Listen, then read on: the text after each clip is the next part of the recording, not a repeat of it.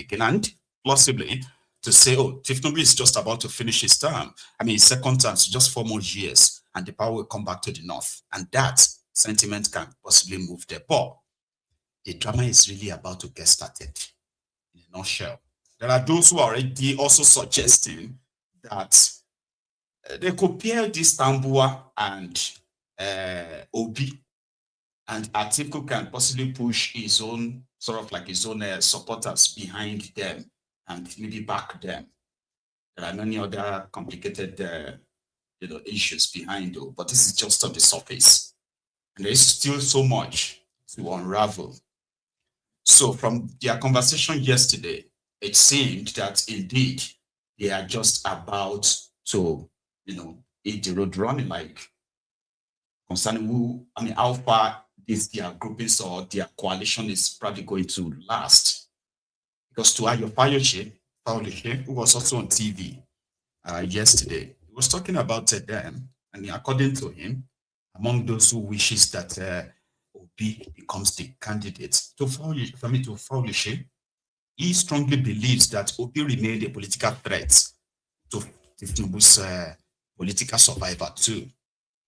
He has no idea how they could pull it off, but if for any reason Peter Obi should become the candidate of the ADC, this whole story will change. Everywhere, everything will change, and some of you are projecting. That's what he said. And he still strongly believes that he is their shining light. How they handle him will determine what's going to happen next year. We're keeping records, right? Yeah. Fayose. So when you asked me the question, I said don't drag Governor Makinde into it. And I said nothing has changed between 2023 and now. So I am still with Asiwaju. I don't hide. Obi is my friend. He visits me because I don't tell lies to people. But let me come and tell you, Sheung, Wike became a good influence on so many people. Today, at that time, Wike was the bad leg who went to support Asiwaju. But this is an exodus. The PDP is now no more, technically. Technically, PDP is no more until there is a pronouncement of court to establish which line of a party is right. So let me say to you, 27 for Asiwaju, it's obvious. Tell me what is happening in ADC. Obi is the only life in APC. ADC. Obi is the only life. If Obi had gone to remain in Labour or has gone to Accord, he is the only life there. All other people there, they are semi-unexistent. They are semi-unexistent. They are not existing. They are old drawn forces, used forces. They can engage me or I don't care. So, go ahead. And I'm looking at some of the things people are saying. Some people think that you are compromised. Why would that be if that is its case? Compromise what? Compromise what? Compromise because of what? Your stance. What is my stance, Sheung? I have not got fighting your very good friend, Mark. I have not got. You are supporting APC. Why being no. Sheung, openly, I supported Asiwaju in 2023. I didn't hide it. Till now, I'm still there. I don't jump. I've said it to you. I'm not a member of APC, and I will never be. Asiwaju, myself and Asiwaju have not gone to give me anything. Do you regret, Governor Fayose, that you are one of those? Do you regret, Governor Fayose, that you are one of those who have effectively destroyed the People's Democratic Party? Do you regret Atiku destroyed it. Atiku destroyed PDP. Tambua, but some of you, they said, in bearing the PDP. Let me tell you, is that fair? A party that has helped some of you politics become one of the biggest politicians in Nigeria. Yes, politics is not fair. Politics is not fair. Life itself is not balanced.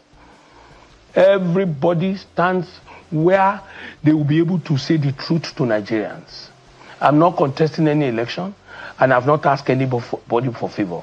Nothing will take me away. Let me quickly say this and round it up. Do you know I never knew these incidents will happen between Governor Fubara and Governor Wike in life. I was seated on the high table the day Governor Fubara was sworn in, and we're on the high table in Rivers. And I told Governor Wike, I want to say one or two things to tell Governor Fubara not to betray you. So Fayose, Peter Obi is the shining light, you know. And I know that typical Nigerians, all right, love to downplay things, especially when they disagree with it. Two things happened in 2022, 2023. Obedient movement, as well as Tinubu's bulldozing way of grabbing power. Don't let us pretend that the Malamu and gang with Boko Haram did all they could to actually get Tinubu disqualified and possibly disgraced. It was because of Tinubu that they changed your money, remember? It was because of Tinubu that they had to invite Maguluta Crook. Remember him? Magu. He was invited into Aso Rock and they detained him there. They have a cell inside Aso Rock because they said every effort to try to have him to get Tinubu sort of like indicted. All right. They ended up realizing that somehow, Kalu already built a ring around them, from the EFCCO to CCPO to the judiciary, to those who are supposed to also be his machinery within the APCO. He's already built a ring around them. So don't let us pretend about that. To the point that Tinubu had to give 100 million naira to over 20 people to go and buy APC funds, remember? In order to bombard them and, you know. So eventually, he became their candidate. And then the drama continued, remember? So don't let us downplay that. Up to INEC, to police, to everybody, how he did it, you don't know. But the obedient movement also shook Nigeria political space. I am talking about the establishment. It was mad. And for the past 2.5 years, the APC, especially the Ronukus, they have become so obsessed that they have spent every day, every minute of every day to downplay what happened. And they keep reminding us it will never happen again. That was a fluke. It will never happen again. Meanwhile, while it was actually building up, these their own leaders bragged that there was no polling unit on social media. There's no polling booth on social media. Majority of you are just making noise here until the election happened and they had to switch off their own IREF. Don't forget that. And that is why some people are still saying, you're just like this watching. Number one, some of them never actually felt like it's kind of sensible for Obi to go and match with these career rogues, the obedient. But still, for the establishment, they have also been working like round the clock to see that that never happened again in Nigeria. So their fear is actually kind of like valid. But you may play them down, you may look at them, what is Obi this, what is Obi that, and the rest of that, no. So the moment they kick off and trigger anything that shows that Obi is running to be president, the entire narrative is going to change. Everything is going to change. I'm just kind of reminding you, but you don't have to agree with me. The desperation is so deep enough that a lot of them believes that Tinubu has no real kind of like contender when it comes to his 2027. That's what they want you to believe. Even this Okpe Odoyo of Edo that promised how many millions? 2 million, I be 2.5 million vote for Tinubu. He's probably going to actually find that an accolade task when the whole thing kicks off. Somebody recorded this. It happened somewhere in Ekpoma, in Edo State, yesterday.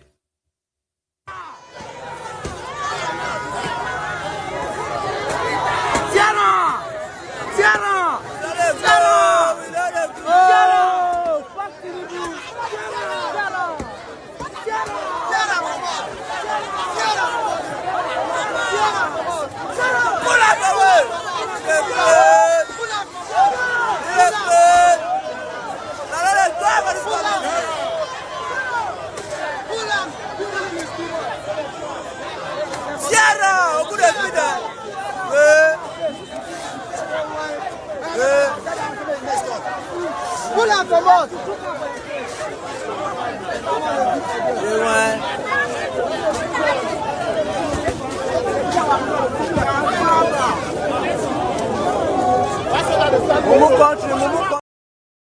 me save his face, right? Oh, good, they killed them. Tiara, everything. Some of them says they are just waiting for the opposition to actually show seriousness because they are actually really tired of the APC. No matter how APC wanted to kind of see it, all right? Cook the figure, keep pushing their lies and hoping that you keep believing the lies and you do not have what it takes to actually challenge them. Hopefully, again, the opposition keeps being in disarray, disagreements, that they won't be able to put that kind of force to challenge them. But yeah, we are counting days, aren't we? In Abia State, Otti Kalu seems to be very serious in his current adventure to change Alex Otti. Because according to them, Alex Otti is just being overrated. His supposed achievements are mere exaggeration. Because according to him, under Tifnumbu, Abia State has gotten so much money, more money than what Alex Otti is showing. In fact, they are also planning to sue him as well. Because they said since he became their governor, he's never slept in the government house, which according to them is against the law. That he's been living in his house, his own personal house. Okay? So, because of all of this, Otti Kalu said Tifnumbu is not happy that they gave Alex Otti options. Join APC and you are safe. If you fail to, we will remove you. But so they are telling their supporters. By the way, when Tifnumbu didn't ambassadors, nominees or something, they asked Abia State to to submit names. Otti Kalu submitted the name of his own daughter. He is currently pushing to replace the same Alex Otti in Abia with his own brother. For some of you are from Abia State anyway, I think you could remember very much. What's Otti Kalu's mom's name again? Eunice or something. She was actually like indicted just like a son when Otti Kalu was their governor of Abia State. His mother was called Mother Excellency. Do you understand? That's our own title. If you wanted to seek for contracts under our son's government, Otti Kalu's, right? Or you need a political appointment, you are about to be appointed, or you want to be appointed into Otti Kalu's government, you would have to go to his mom's house. Yeah, it was like a tradition. They called it a sign of loyalty. That was the kind of politics they were playing in Abia State then, by the way, just a flashback. So they will go to the mom's house, right, to go and peel egusi. They will give them bowls of egusi, right, so to show that they are loyal and they will be loyal. Then you have to pay the madam or the mommy if you were to get any contract. That's how they ran Abia State. In fact, it was so bad that Otti Kalu became the first governor of Abia State to be convicted of corruption. He looted over 12 billion naira in his 8 years of being governor, by the way, and he was convicted of that. But today, Otti Kalu, on technicality, is a free man, courtesy of the Nigerian Supreme Court of Bandits, by the way.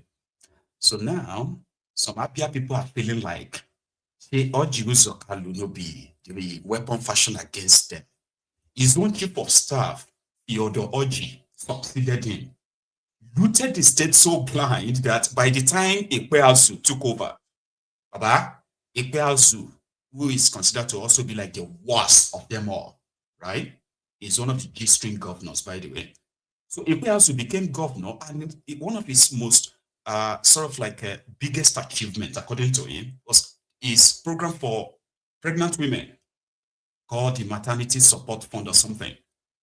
If you gave birth in Abia State when Ikpeazu was their governor, this was like, it sounded like years ago. No. This is just like 2.5 years ago, by the way. All right. When he was their governor in Abia State. Okay. if your wife or if you give birth to a child in Abia State, you'll be given 500 naira as your support fund. He went on national TV to brag about that. He said, no. Giving birth to child birth in Abia State is free. It's free. We only just give them that money. Said, did you say 500,000 naira or what? No, 500 naira.